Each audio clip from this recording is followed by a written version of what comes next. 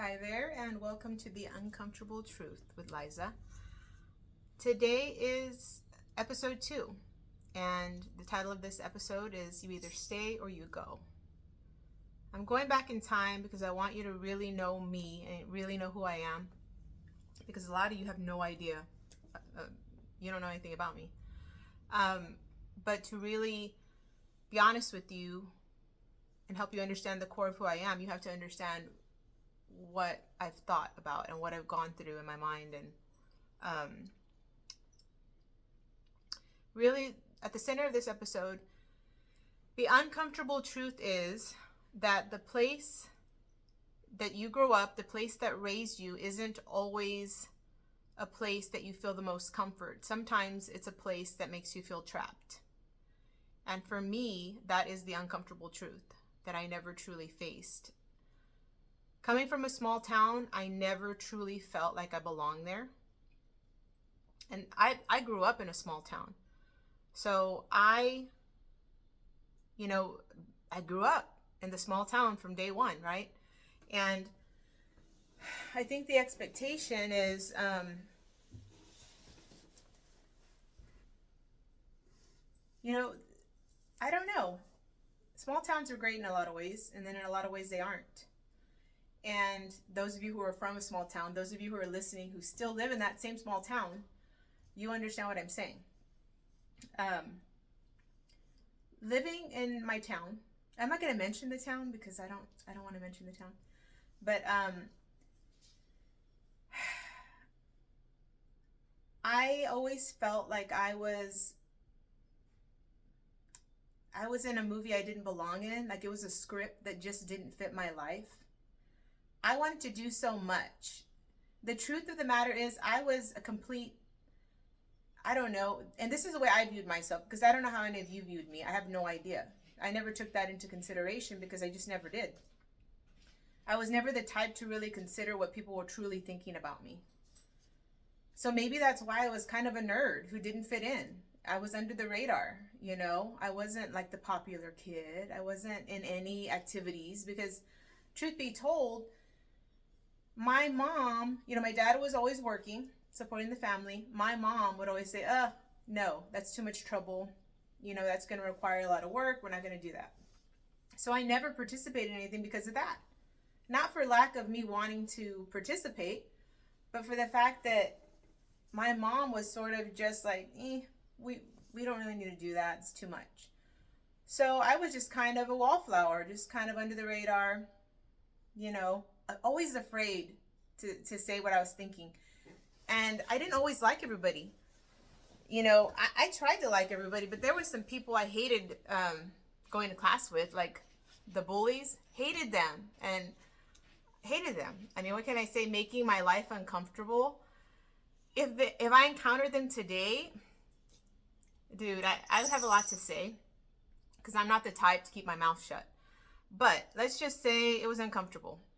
It wasn't comfortable most of the time if I had bullies or people who weren't kind to me. I feel like I had it in me all the time to sort of speak up for myself, but I didn't always do it, and I regret that. I feel like most of the time I was a kind person, but I feel like I wasn't as kind as I could have been sometimes, and I'm ashamed of that. But truly, I just didn't feel like I fit in that small town atmosphere. And I couldn't wait to get out of it. So I was playing this role from the time I was in elementary school all the way up until I graduated and got the heck out of Dodge.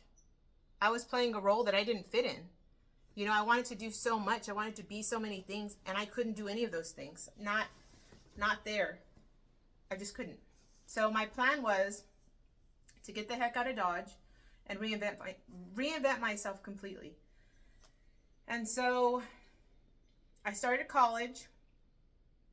My first year of college is truly, I only got to get a glimpse of who I could have been, right? Because I didn't really take the time to sit there and do what I said I was going to do. When you come from a small town, or even when you come from a generation like mine, I was born in 1980. I'm Generation X, like I'm just at the cutoff of Generation X. And the expectation of our generation, and a lot of you will agree on this, is You either marry your high school sweetheart, which I had no sweethearts. Nobody wanted to be with me. Like, I thought I was pretty cool, but high school didn't feel I was the hot tamale on the ticket here, okay? And that's fine. That's fine. But anyway, where was I? No. So basically, you either marry your high school sweetheart, you finish school. That was option one. Option two was you finish school, you get the heck out of Dodge, and you go start a life somewhere else. Option three was you graduate high school and then you quickly find someone there in the small town, and then you get together and then you have kids. But either way, there's all the main theme was always find your person and have kids. That's your goal. That's the main goal, because that's what was the American dream, I guess. That's what at that time, like in the late 90s, was what you know everybody was striving for. And at that point I was like, damn, like I'm falling short, man. I'm gonna have to get it moving because I'm not meeting any of these expectations, right? So I need to reinvent myself completely.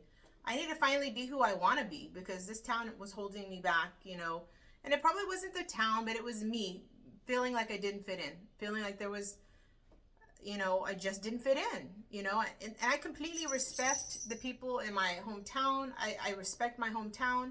The people who still choose to live in that hometown must feel comfort there. Those who still choose to stay there had a great experience, probably in their town.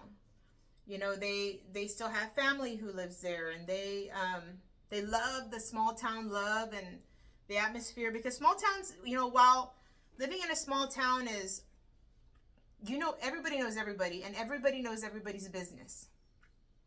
So you better believe there's no secrets. Even if you ask somebody to keep a secret, it's not a secret. Like there's just no secrets. Like I'm gonna know, and she's gonna know, and he's gonna know. Everybody's gonna know. So I didn't care for that. But some people still living in the small town, I mean, maybe that was something you liked, but you definitely had a better experience than I had. So some people still choose to stay there, and there's good qualities of a small town. Don't get me wrong. Like when something goes wrong, or when there's like a member of the small town down, like everybody bands together and they make it happen. Like they will band together to like do fundraisers and be there for you. And I admire that. I respect it.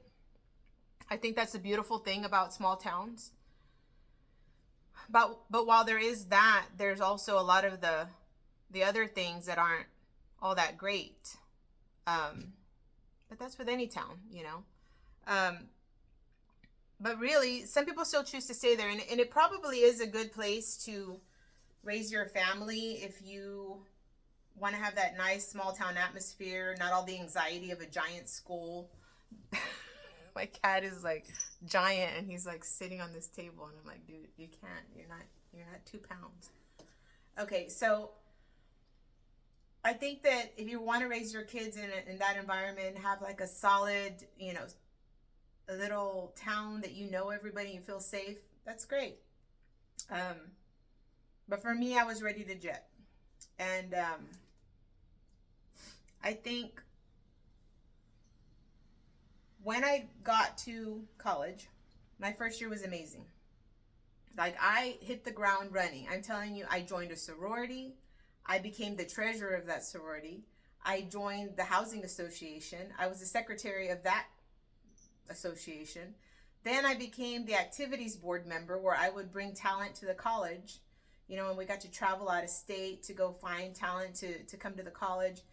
I mean, I maintained 18 hours. I was taking 18 hours of credits. I don't know how the heck I did it. I have no idea. But it was a blast. I was everything I wanted to be. I was out of my shell. I was the person I was meant to be. And I was so happy. It was me rewriting my script and me finally living the life I'd always hoped to live. It was finally my story. I got to be who I wanted to be without any expectation of who I already was, because I think that one of the things that is uncomfortable to talk about is in a small town, if you're not part of like a clique or a group in high school, or you're not known as the popular kid, your life's not going to be all that great in high school. And that's the ugly truth. That's the truth, you know. So if you're not, you don't have a ton of money, or I don't know, your family's not well off, or your family members may not be the most respected in town, then you're not going to be on the list of, you know, people who are cool, really. So when I got to college, that first year was amazing. Like I was exactly who I wanted to be, and things were going so well. You know, my whole plan for my life was always, and I always said it, I don't want to get married. I don't want to have kids right away. I want to start my career. I want to go to school. I want to have a career. I want to start my career. I want to be settled before I have kids, before I get married. That was my plan. That was my plan. And boy, was I in for a surprise. That's before the bomb dropped. And it wasn't a bad bomb, okay? It was an unexpected bomb, a love bomb. And, well, I only got a year of who I was exploring, because after that year, I went on a whole different roller coaster. And that's for our next episode. I'm not going to go into that quite yet, because that's going to be a wild ride, and that's going to be, whew, that is going to be about, that could take 2 or 3 episodes. I'm not even sure, but it's going to take a few episodes, okay? But, you know, I'm going to tell you that that's what we're going to discuss next episode, okay?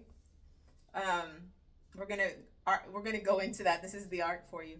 But really, I just wanted to kind of, you know, I wanted to give you an idea of where my headspace was just from the beginning. For those of you, I want you to really know who I am, because the only way for you to know that is if I tell you. And so here I am. But now you get an idea of what I was thinking. For those of you who knew me in high school or elementary school, now you know what I was really thinking. And that's the uncomfortable truth, really. So hunker down, because our next episode, you're in for a wild ride. You're going to get to hear all my dirty laundry. And who doesn't love dirty laundry, man? Especially those of you who come from a small town. We're all about dirty laundry. So tune in. I'll see you then.